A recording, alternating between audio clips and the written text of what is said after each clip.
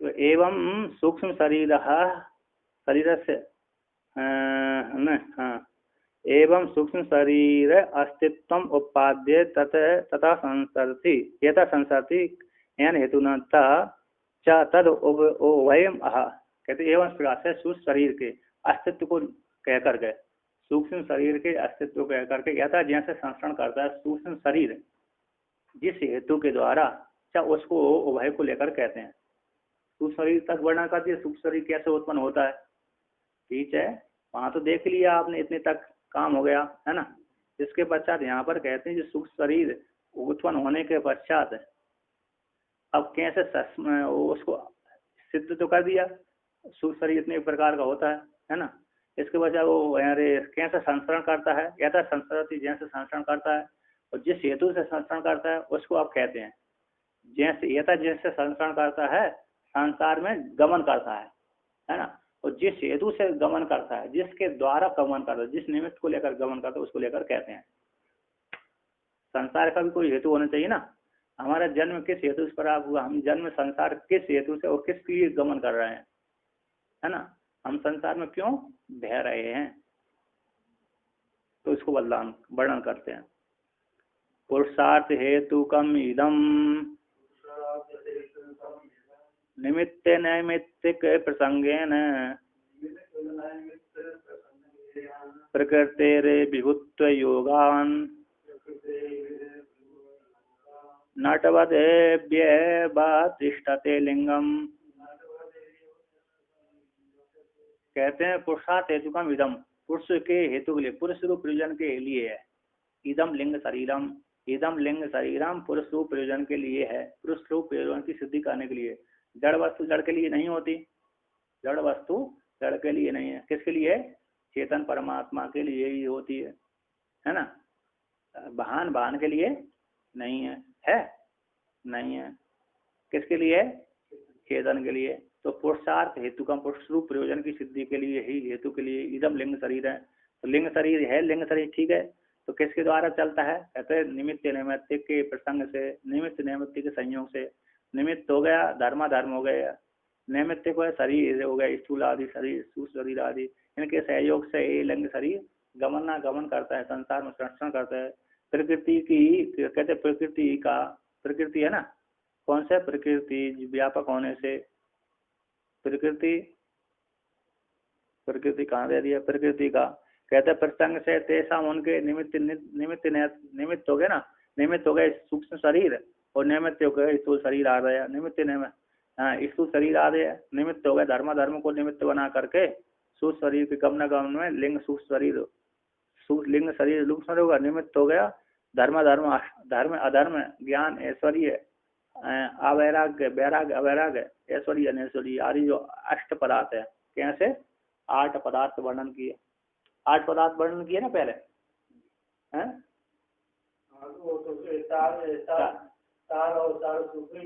चार उसके विपरीत। 4 ज्ञान, 4 धर्म ज्ञान वैराग्य ऐश्वर्य, 4 उसके विपरीत 4 और 8। तो ये 8 निमित्त हो गए। धर्म को लेकर के निमित्त भाव पदार्थ अनेक विध शरीर के कारणीभूत हो गए है ना। और नैमित्तिक कौन हो गए? स्थूल शरीर आ गए। इनको धर्म कैसे हो गए? स्थूल शरीर को लेकर के होते हैं। इनके संयोग से तेसा उनका सबका प्रसंग संयोग से धर्म आदि कारण अविद्या स्थूल है ना, नाना विध स्थूल शरीर आदि रूप व्यापार के द्वारा प्रकृति का विभुत्व योग और प्रकृति का विभुत्व योग होने से।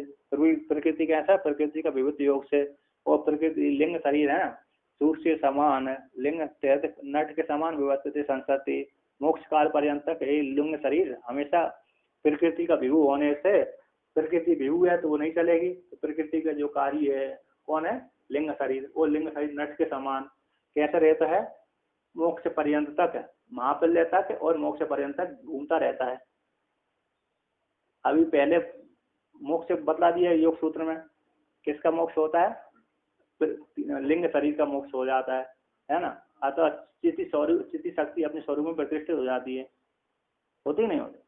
तो यहाँ पर भी लिंग शरीर का वर्णन कर दिया यहाँ पर कि लिंग शरीर कहाँ तक रहता है? या तो महाप्रलय तक गमन करता है। जब तक महाप्रलय नहीं होता तब तक बना रहेगा। और महाप्रलय के बाद पुनः जब ज्ञान नहीं हुआ तो पुनः दोबारा फिर आ जाएगा उसको। और मोक्ष पर्यंत तक ये लिंग शरीर चलता रहता है। दो प्रकार से उसका समाप्ति होती है। कहते हैं एक तो महाप्रलय में उसका आपके कारण में लीन हो जाता है, तो कारण में लीन हो जाने के पश्चात पुनः वो लिंग शरीर जब उसकी सृष्टि होती है प्रकृति के माध्यम से, पुनः वो लिंग शरीर पुनः दो उसको प्राप्त हो जाता है, क्योंकि उसकी अविद्या के बीच प्रकृति में छुपे रहते हैं। ठीक है ना। जैसे वेदांत में भी जीव किस में प्रवेश कर जाता है, इसमें वो ब्रह्म में ईश्वर में प्रवेश करता है। इसमें की कहता है ईश्वर में सारे बीज रहते हैं, उस बीज उसके अविद्या के।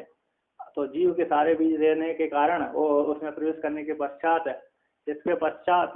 इसके पश्चात क्या होता है, जब हमारे प्रकृति का से बना हुआ लिंग शरीर समाप्त हो जाता है महाप्रलय में।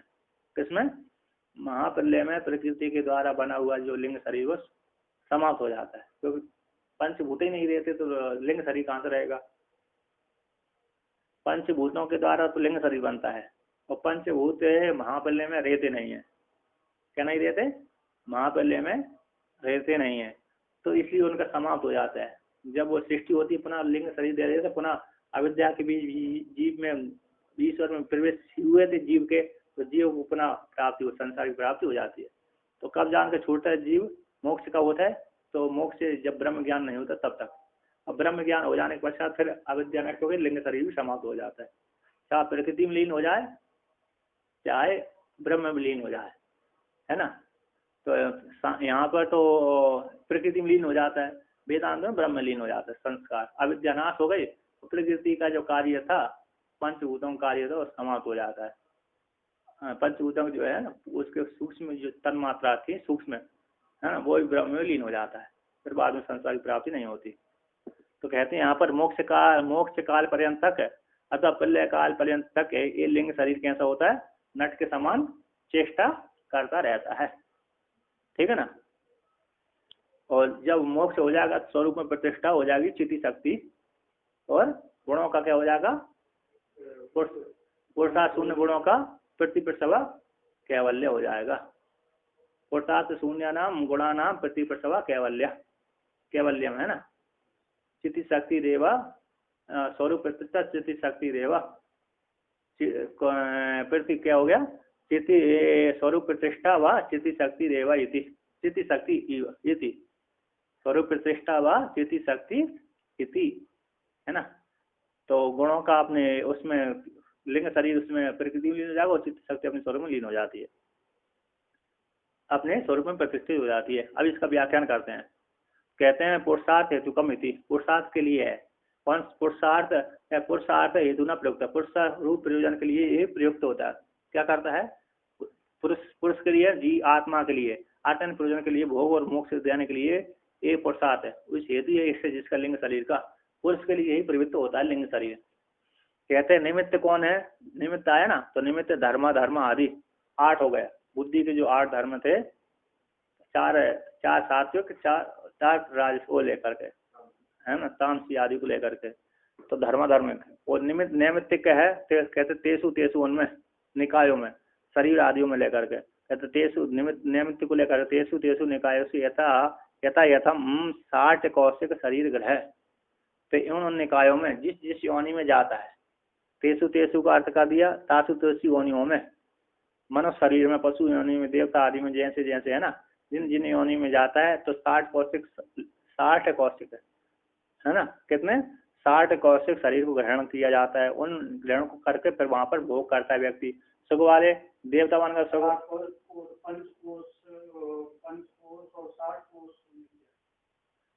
60 कौशिक शरीर 60 जगह से, हाँ 60 जगह से उसको, हाँ 60 जगह, 60 मतलब 60 जगह से उसके वो संधि होती है। पीछे वर्णन कर दिया था, कहाँ पर वर्णन किया था? अस्थि मांस मज्जा रक्त शुक्र सोने तक, ये 60 कौशिक कहलाते हैं। अस्थि हो गया, मज्जा हो गया, रक्त हो गया, मांस मेधा, शुक्र हो गया, रज हो गया, और ये हो गई, स्नायु हो गई, सिरा हो गई। कितने हो गए? ये हो गए कोई दूसरी प्रकार से ज़्यादा, कोई दूसरी प्रकार से, थोड़ा भेद भेद कर देते हैं। यहाँ पर एक बार 60 कोशिकाएं वर्णन कर दी थी, है ना, क्या वर्णन कर दी, यहाँ पर एक बार निकल चुकी हैं। अस्थि है, मज्जा स्नायु है, और रक्त है, मेदा है, और शुक्र है, रज है, इत्यादि को लेकर के हमारा शरीर निर्माण होता है ना। सप्त धातुओं से मिलकर का शरीर निर्माण होता है। जो 7 उसमें 60 कोशिका, 60 कोशिका, तो कहते हैं 60 कोशिका शरीर का ग्रहण कर ले। उन ग्रहण में वो जिस योनि में गए उसी प्रकार का सुख दुख वाले कर्म करता है, उसको निमित्त लेकर होता है। सही धर्मादि निमित्त प्रभाव, जन को सब शरीर है, धर्मादि निमित्त की उत्पत्ति का हेतु होता है, उत्पन्न होता है। कहते सब है 60 कोशिक शरीर का जो परिग्रह है वह धर्मादि निमित्त है। धर्म आदि निमित्त का कारण होने से जन्म है। धर्म आदि निमित्त के कारण से जन्म होने का कारण से वो जन्म होता है। इतम यहाँ पर वर्णन कर दिया। तो निमित्तम च और निमित्तम च नैमित्तिकम च, निमित्त और नैमित्त को लेकर के, तत्र वहां पर निमित्त और नैमित्त को लेकर के यह प्रसंग जो संग दोनों का सहयोग से, निमित्त नैमित्त को, निमित्त हो गए धर्माधर्म हो गया और नैमित्त हो गए और स्थूल शरीर। स्थूल शरीर के बाद, स्थूल शरीर के बिना अरे सुख दुख का भोग नहीं होगा, पुण्य पाप की वृद्धि नहीं होगी। स्वप्न में आपको पुण्य पाप नहीं होते, कुछ भी कर दें, होते हैं, भोग तो हो जाता है स्वप्न में, क्योंकि व्यक्ति जागृत संसार को लेकर के सुख के भोग और दुख के भोग, है ना, किंतु पुण्य पाप से लेपायमान नहीं होता है। वहां होता है, नहीं होता। जागृत में तो हम पुण्य पाप से लेपायमान हो जाते हैं।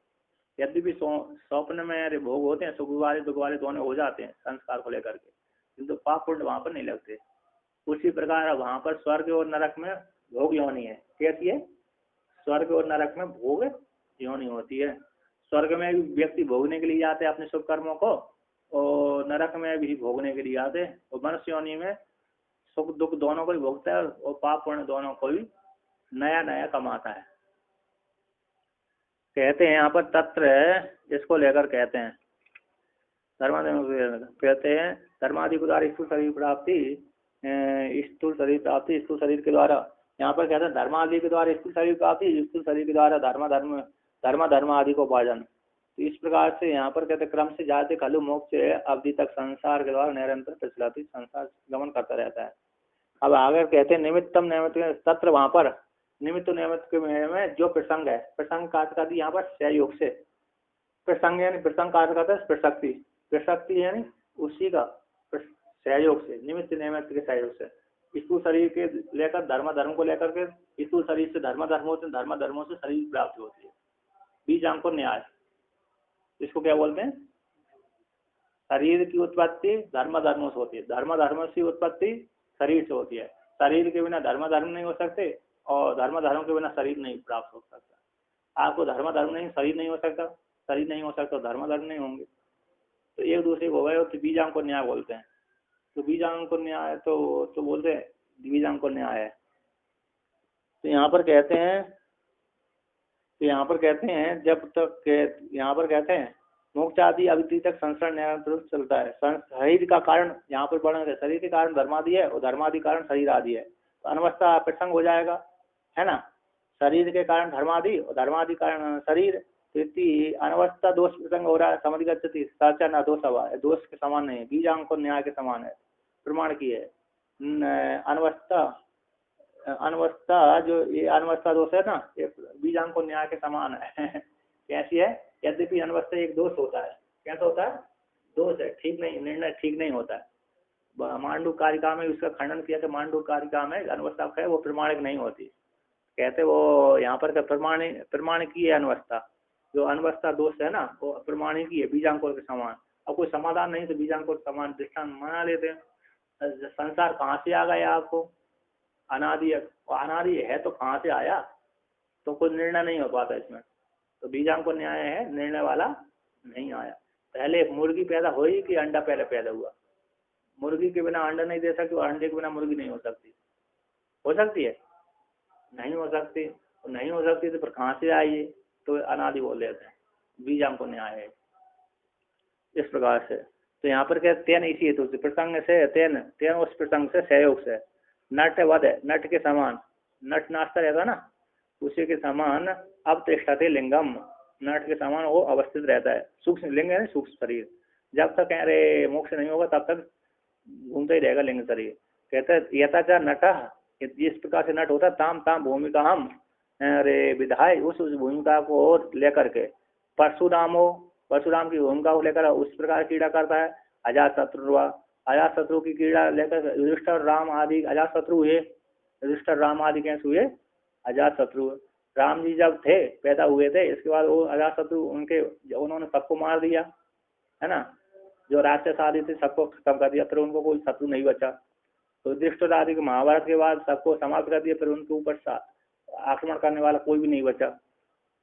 और वैसे भी अजात शत्रु सबसे बड़े थे, इसलिए उनको राजा तो बनना ही था, इसलिए अजात शत्रु कहलाते हैं।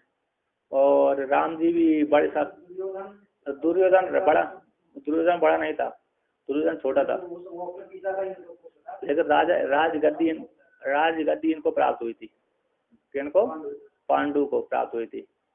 तो पांडु को प्राप्त होने के कारण अरे उसमें अरे इनको राजा बनना था। वैसे भी राजा नहीं, पांडु प्राप्त तो हो गए ठीक है, इसके पश्चात एक पैदा पहले हो गए थे, 2-3 साल पहले पैदा हो गए थे, 2 साल पहले। कौन, पांडु ने किनको दिया, धृतराज को दिया, तो सौंप के गए थे, वो तो सब त्याग थोड़ी किया था, और जंगल में गए थे, जंगल में जाकर मृत्यु हो गए उनकी, और संयोग श्राप हो, है ना। पुत्र पैदा नहीं करते तो उनका राज होता, पुत्र पैदा कर लिया उन्होंने जंगल में जाकर के, जंगल में जाकर के पुत्र पैदा नहीं करते, सन्यासी बन जाते तो बात अलग होती, सन्यासी बने नहीं है, पुत्र पैदा कर लिए जा करके, तो फिर उन पुत्र पैदा हुए तो वो संतान चली उनकी,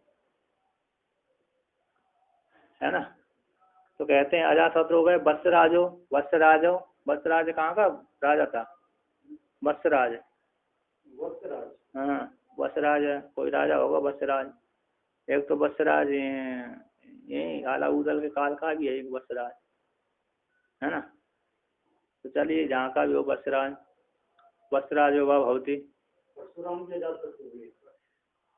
हैं, परशुराम को बस अजातशत्रु कहाँ है, अरे क्या क्या पड़ा, कैसे नट जैसी जैसी भूमिका को धारण करता है, परशुराम को परशुराम की भूमिका को धारण करता, परशुराम जी ऐसे चरित्र निभाता है, अजातशत्रु युधिष्ठिर राम जी ऐसा स्वांग धारण कर लेता है, उस प्रकार के चरित्र क्या करता है, निर्वाह करता है। वत्सराज नाम का जो राजा होगा उसके जैसे स्वांग धारण कर लेता है, उसी प्रकार का निर्वाह करता है। तो जैसे नट इन उपाधियों को लेकर के लोगों को मनोरंजन करता है, क्या करता है, मनोरंजन करने गए, अजातशत्रु नहीं है परशुराम जी, ठीक है ना, उसका है चरित्र निभा रहा है नट, इस प्रकार उदाहरण के लिए है, कैसे उदाहरण के लिए है। तो जैसे नट ऐसी उन भूमिका को लेकर नाचता रहता है, उसी प्रकार लिंग शरीर भी नट के समान है, जब तक महापल्य और मोक्ष नहीं होता तब तक नाचता रहता है। एवं इस प्रकार से तत्त स्थूल शरीर परिग्रहणात् देवो मनुष्य व पशु व वनस्पति व भवती सूक्ष्म शरीरम इत्यर्थ। एवं इस प्रकार से ये स्थूल कहते तत्त स्थूल शरीर में प्रवेश करके, कौन, सूक्ष्म शरीर, तो परिग्रहण हो जाने से देवता, तो स्थूल शरीर में प्रवेश कर गया सूक्ष्म शरीर, है ना, तो देवता बन गए, मनुष्य बन गए, पशु बन गए, वनस्पति अन्य बन गए, तो सूक्ष्म शरीर इन उपाधि में जाकर के शरीर वाला हो जाता है। क्या हो जाता है, क्या होता है, शरीर वाला बन जाता है। हाँ, लिंग शरीर उसमें प्रवेश करके उस प्रकार नाम से जाना जाता है, नाचने लगता है।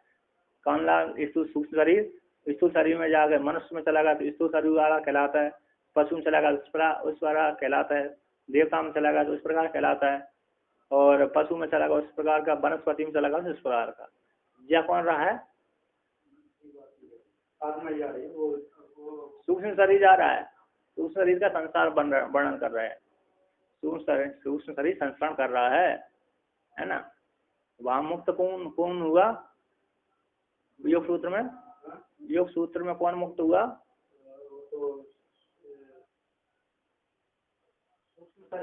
हाँ वो वहां पर मुक्त हुआ कौन, बुद्धि, गुण वाली बुद्धि का गुणों, तीनों गुणों का कार्य है बुद्धि, वो मोक्ष को प्राप्त हो गई और चित्त शक्ति अपने स्वरूप में प्रतिष्ठित हो गई। 2 प्रकार से वर्णन किया है ना। या तो स्थिति शक्ति को अपने स्वरूप में प्रतिष्ठित कर दो, अथवा गुणों का अपने स्वरूप में लीन कर दो। किसमें कर दो? तीनों गुणों को, बुद्धि को अपने तीनों त्रिगुणात्मक प्रकृति में लीन कर दिया, मोक्ष कहलाया। ठीक है ना। यहाँ भी इसी, यहाँ भी जाकर के क्या होगा? मोक्ष किसका होगा? बुद्धि का होगा। लिंग शरीर का मोक्ष हो जाएगा। लिंग शरीर का मोक्ष हो गया तो स्थिति शक्ति का केवल हो गया। ठीक है। तो यहाँ पर देखना, तो कहते हैं कुतस्त्या किस हेतु से पुनर्ईदृशो महिमा, इस प्रकार की लिंग शरीर की किस हेतु से इस प्रकार की ईदृश महिमा वाला हो जाता है? कौन? लिंग शरीर। लिंग शरीर इस महिमा वाला कैसा? कहा प्रकृति विभुत्व योगा, तो प्रकृति का विभुत्व योग हो। प्रकृति कैसी है? विभु है। प्रकृति का कार्य है लिंग शरीर, तो प्रकृति का कार्य होने से लिंग शरीर, तो इसलिए ये कैसा हो जाता है? व्यापक कहलाता है ना। ऐसा व्यापक है तो प्रकृति विभु होने से यहाँ भी प्रकृति वहाँ भी प्रकृति कार्य हर जगह जाता रहता है। तो कहते हैं यहाँ पर यदि क्या पुराण में सुना गया है, तथा पुराण में भी सुना गया है। कैसा? तो कहते हैं वैश्वरूप्यात प्रधान से परिणामो अयम अभूत इति। कहते प्रधान का विश्व रूप होने से परिणाम, कहते प्रधान का जो परिणाम लिंग शरीर है, अयम है लिंग शरीर प्रधान का, प्रधान प्रकृति का परिणाम है। अभूत था, है ना। कैसा? अभूता है ना। भूता है, अभूता नहीं है ना। क्या है? अद्भुत है, अद्भुत है। तो कहते हैं हाँ अद्भुत है यार। कहते हैं वैश्वरूप्यात प्रधान से परिणाम हो अयम अद्भुत इति। अद्भुत, अद्भुत मतलब विलक्षण। प्रकृति का जो परिणाम विलक्षण लिंग शरीर है, उसका अद्भुत परिणाम है। वैश्वरूप प्रधान, वैश्वरूप होने से, विश्व रूप वाली होने से प्रधान का परिणाम अद्भुत है लिंग शरीर। कौन है? लिंग। कहते हैं विलक्षण है, अतत आनंद अनंत होने से, अपारत होने से, बहु लोकमय ब्रह्मांड की सृष्टि करोती। अच्छा, प्रधान के यहाँ पर टीकाकार करते हैं वैश्वरूप प्रधान का विश्व रूप होने से, जगदात्मक नाना अवस्थान वाले रूप होने से, व्यापक होने से, अयम है शरीर से, अयम इस शरीर से शरीरांतर प्राप्ति रूप है। एक शरीर से दूसरी शरीरांतर प्राप्त परिणाम संसार अद्भुत विलक्षण है इस प्रकृति का। अर्थात अनंत होने से, अपारत होने से, बहुलोकमय इस ब्रह्मांड की सृष्टि करती है। करोति लिंग शरीर के माध्यम से होती है। कैसे होती है? लिंग शरीर के माध्यम से। शरीरों में निमित्त नैमित्त कार्य को लेकर के होता है। आगे कहते हैं, देखिए कहते हैं निमित्त नैमित्त प्रसंग है ना इति उक्ता। निमित्त नैमित्त के प्रसंग से क्या होता है? लिंग शरीर नाचता रहता है। नैमित्त वो स्थूल शरीर, निमित्त हो गया धर्म। बुद्धि के जो 8 धर्म है ना, 8 अवस्था वाली जो बुद्धि है, उससे वो धर्म निमित्त बना, निमित्त हो गया, और नैमित्तिक हो गया स्थूल शरीर। स्थूल शरीर के बिना धर्म नहीं होता, धर्म के बिना स्थूल शरीर की प्राप्ति नहीं होती। तो निमित्त नैमित्त प्रसंग से युक्त कहा गया। तब उसमें निमित्त कौन है, वो नैमित्तिक कौन है, इसको विभाग करके दिखलाते हैं। निमित्त नैमित्तिक कौन है? तो आगे बढ़ते हैं।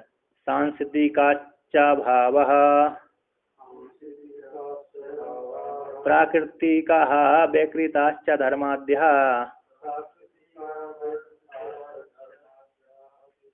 दृष्टः कर्णाश्रयिणः कार्यः श्रयिणश्च कललाद्यः।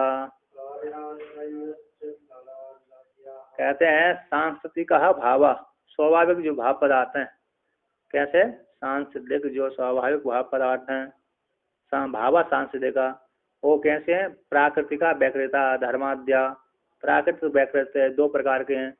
सांस्कृतिक जो भाव पदार्थ प्रकृति के प्राकृत हैं और विकृति वाले हैं धर्मादि। कहते दृष्टा देखे गए हैं।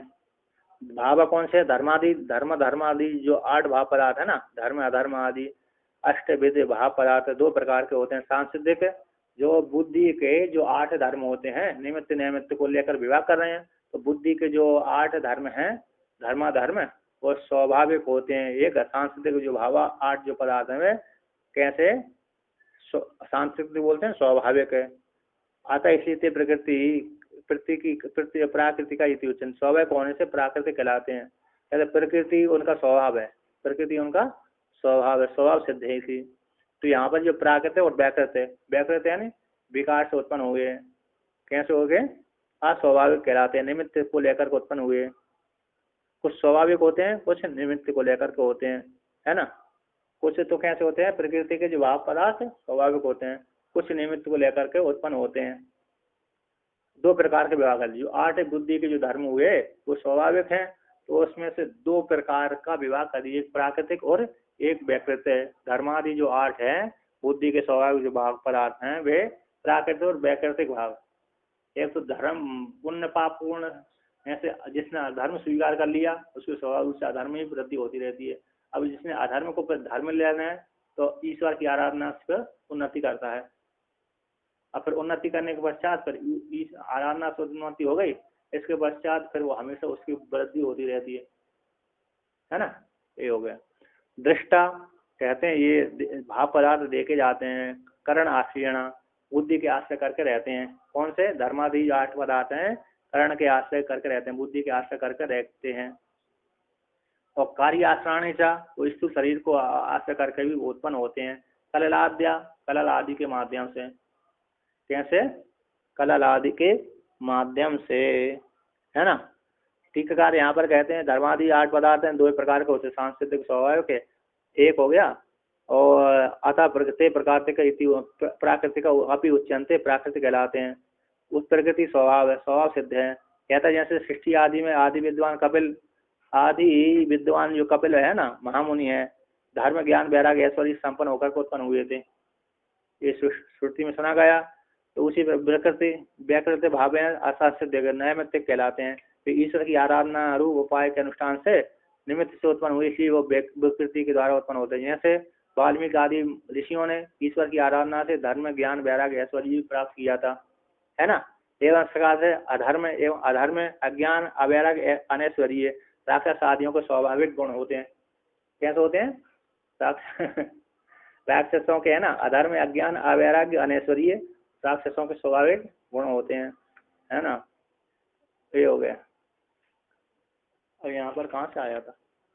हाँ, कहते निमित्त से उत्पन्न व्याकृति कहे जाते हैं। धर्मादि अष्ट भाव पदार्थ है, कार्य आश्रणी लिंग शरीर को आश्रय करके रहते हैं। करण बुद्धि तत्व, कर्ण कह दिए बुद्धि तत्व, उसके आश्रय करके रहते हैं। कलल आदि कलल बुद्ध बुद्ध मांसपेशी कर्ण करंड करंड करंड आदि अंग प्रत्यंग विभू आत्मक भावांतरभूत जो विषय कहलाते हैं। कार्य आश्रणी इस कार्य स्थूल शरीर को आश्रय करके रहते हैं। एन 5 जो धर्म है, धर्म अधर्म 8 बुद्धि के 8 ये स्थूल शरीर को आश्रय करके बुद्धि में रहते हैं। स्थूल शरीर के बिना नहीं हो सकते, ठीक है ना। स्थूल शरीर के बिना, क्या देवताओं को भी स्थूल शरीर है, किंतु हमसे हमारी अपेक्षा सूक्ष्म है। हमारी अपेक्षा कैसा है? सूक्ष्म। अन्य देवताओं के ऊपर का जो शरीर है वो भी स्थूल शरीर है। हम देवताओं को पकड़ नहीं सकते। पकड़ सकते हैं? पहले युद्ध कैसे लड़ते थे राक्षस, हैं? राक्षस धारत, फिर उनको यदि पकड़ नहीं सकते तो देवताओं में युद्ध नहीं होता था, और युद्ध उनको वैद्यों की जरूरत नहीं थी, हैं? वैद्यों की जरूरत ही नहीं थी, किंतु वैद्य उन्होंने बनाया है अश्विनी कुमार ने। अश्विनी कुमार है कि नहीं है? तो सिद्ध होता है कि उनका स्थूल पकड़ सकते हैं हम, हैं? सब कुछ कर लेते हैं। नहीं तो यहाँ से प्रति लोग से राजा लड़ने जाते थे ना उनको मदद करने, तो कैसे वो होता। देखिए अब व्याख्यान करते हैं।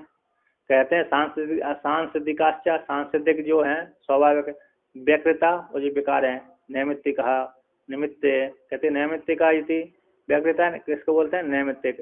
पुरुषस्य जातस्य उत्तर काल देवता आराधना उत्पन्न, जो व्याकृत है ना, निमित्त नैमित्तिक विकार के द्वारा, पुरुष के उत्पन्न होने वाले पुरुष के उत्तर काल देवता की आराधना के द्वारा विकृत भाव नैमित्तिक भाव पदार्थ उत्पन्न होते हैं, है ना। सांसाधिक जो बुद्धि के 4 हैं धर्म, 8 धर्म है। अरे पहले जन्म हमने पूर्व अनुष्ठान किया था, उसके बल से तो हमको शुरू से सिद्धि प्राप्त हो गई, है ना। और जिन्होंने पहले जन्म में अच्छे नहीं किया तो उनको राक्षस आदि होने वालों को पहले से इस वाले दोष प्राप्त होते हैं। और जिनको विपरीत हो जाता है तो इसी जन्म में क्या होता है, फिर आराधना के बल से होते हैं। कहते हैं पुरुष का उत्पन्न होने वाले पुरुष को उत्तर काल देवता आराधना आदि के द्वारा उत्पन्न होते हैं, जो व्याकृत कहलाता है। प्राकृतिक का स्वभाव भाव, प्राकृतिक का अर्थ करते हैं स्वाभाविक भाव, सांस्कृतिक का स्वभाव वाले। ऐसा ही सर्ग आदि में, सर्गादौ में, आदि में, सर्ग के सर्गादौ आदि विद्वान भगवान कपिल महामुनि धर्म ज्ञान वैराग्य ऐश्वर्य संपन्न प्रादुर्भव स्मरती। तर्क के आदि में, सृष्टि के आदि में विद्वान जो कपिल भगवान है, महामुनि है, धर्म से, ज्ञान से, वैराग्य से और ऐश्वर्य संपन्न होकर के उत्पन्न हुए थे। ठीक है ना। अब आप कहते हैं व्याकृत अच्छा भावा, जो व्याकृत भाव है आसांसिक है, स्वाभाविक नहीं है, निमित्त को लेकर को तो नहीं। ये तो उदाहरण देते हैं, वर्णन करते हैं, ये उपाय अनुष्ठान उत्पन्न, ये उपाय रूप अनुष्ठान के द्वारा, साधन के द्वारा। कौन से साधन के द्वारा? यम नियम आसन प्राणायाम धारणा ध्यान समाधि आदि साधन हो गए। उन साधन आदि के द्वारा अनुष्ठान से उत्पन्न होते हैं। कौन? धर्म ज्ञान वैराग्य ऐश्वर्य आदि। इन कौन से उत्पन्न होते हैं? जैसे ऋषि मुनियों के, महात्माओं के, साधकों के उत्पन्न होते रहते हैं। यथा उदाहरण देते हैं, प्राचेत प्रवृत्ति नाम महर्षि नाम। जैसे प्रचेतगण है, प्रचेतगण कितने थे? 1000 थे। पहले हुए तो वो तो दूसरे थे, कर दिया तो फिर बाद में दूसरे हुए, 10 के ही पुत्र थे ना प्रचेतक। हाँ चलो, कई प्रचेतगण उत्पन्न हुए ना। फिर बाद में 1000 हुए तो फिर चले गए, फिर बाद में एक प्रचेतगण। अरे चलो, प्रचेतगण महर्षि बन गए। कुछ प्रचेतगणों ने क्या किया था? यज्ञ किया था। क्या किया था? यज्ञ किया। जिनके यज्ञ से वो सारा धन सोने का था, सारे पात्र सोने के रहते थे। कौन ने? उन्होंने तो यज्ञ किया था। जो सारा धन किसमें, जो एक बार बर्तन उपयोग करते थे, दूसरे बार बर्तन उपयोग नहीं करते थे, है ना। पूरा धन, पूरा सोना, जो ब्राह्मणों को जो धन दिया जाता था, वो ब्राह्मण छोड़ छाड़ के आ जाते थे। कहाँ खाता उठवाने इसको, तो वहीं छोड़ के आ जाते थे। कहाँ छोड़ कर आ जाते थे? यज्ञशाला में। जितना सोन धन का किया था, क्या किया था? दान किया था। ढोने का साधन नहीं था ना। अभी तो अभी जैसे गाड़ी बैल ढोल जैसे है ना, बैलगाड़ी थे, लेकिन लोग कम था, वो बैलगाड़ी भी कम थे। जनसंख्या तो ठीक थी, नहीं लोग कम था। ऐसे अभी नहीं तो अभी तो लोग बहुत है। ट्रक लगा देंगे, है ट्रक लगा देंगे, कहाँ तक ढोएंगे, कहते हैं।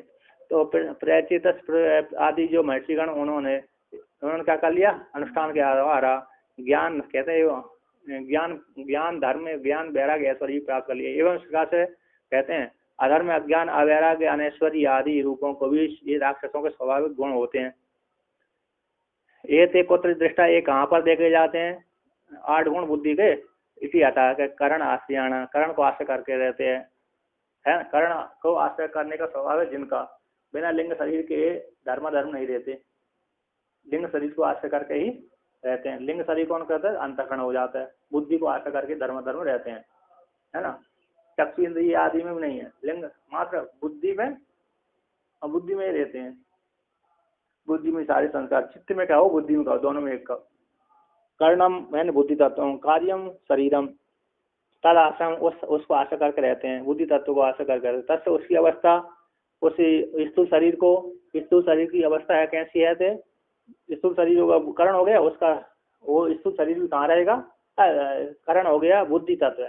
वो भी उसका जो कार्य है शरीर है, बुद्धि का जो कार्य शरीर, स्थूल शरीर, वो उसको बुद्धि भी अपने किसी न किसी आश्रय करके रहती है। तो उसका कार्य कौन है? स्थूल शरीर का। उसका कौन सी अवस्था है स्थूल शरीर की? कहते हैं कल बुध मांस पेशी कंड आदि अंग प्रत्यंग विभा गर्भा तस्य गर्भस्तस्य बालक, है ना।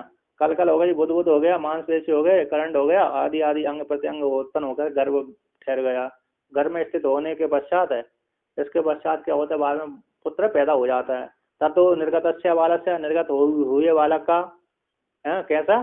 गर्भ के बाद उत्पन्न होने वाले बालक का। फिर जवान हो गए, बालक उत्पन्न हो गए, कौमार हो गए, यौवन हो गए, बालक हो गए, फिर लास्ट में मर जाता है। क्या हो जाता है? पैदा हुआ, अस्थि जायते, अस्थि बढ़ते, विपणते, अपक्षीयते, वनस्पति, ये सर्वभाव विकार हो जाते हैं स्थूल शरीर को लेकर के। इस प्रकार से बालक का जन्म हो गया, बाल हो गया, कौमार हो गया, यौवन, बालक और समाप्त, है ना। फिर अगले जन्म फिर पैदा होगा, फिर जन्मेगा, फिर मरेगा, फिर जन्म होगा।